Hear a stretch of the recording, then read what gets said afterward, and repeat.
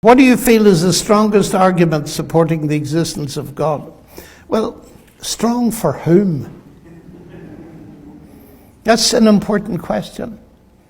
If somebody's coming to me broken-hearted because they've just lost a relative through illness, there's no point in saying, my dear, just look at the fine-tuning of nature.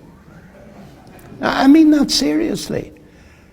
I was asked by an atheist professor of philosophy at Oxford to address his students, who he told me were all atheists like him. And he said, we're going to grill you, but I hope you're going to use your strongest argument. Well, I said, if you know what my strongest argument is going to be, you'd better give it to me. So he said, if I'm ever to become a Christian, the argument that would convince me most is fine-tuning. It's strong for some people. Other people don't care sixpence about it. They're not interested in it. They don't understand its power and its force, which is great. People need all kinds of different arguments. Some need an intellectual argument because they're bothered. There's something they don't understand, and they need facts.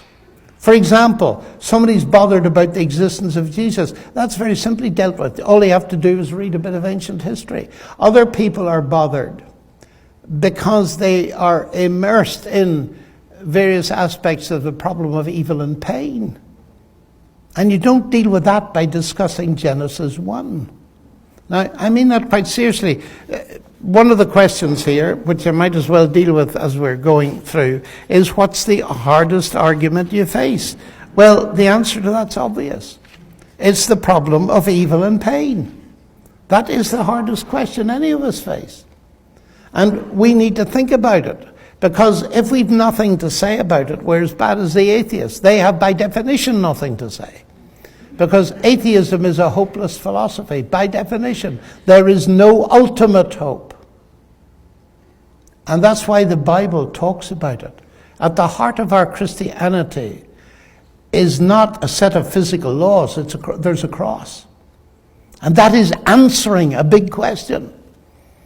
It's telling us, at the very least, that God didn't remain distant from the problem of suffering, but himself has become part of it. That's a very different kind of answer than arguments from nature or the philosophy of science. So there are all kinds of things. It depends who's asking the question. And we need to be sensitive. You see, sometimes, very often I find, you don't answer the question, you answer the questioner. You try to find out where they're coming from, where they're hurting, what the problem is. I never forget first learning this at Cambridge, in college, at dinner. They used to provoke me, of course, because they liked mocking my Irish Christianity.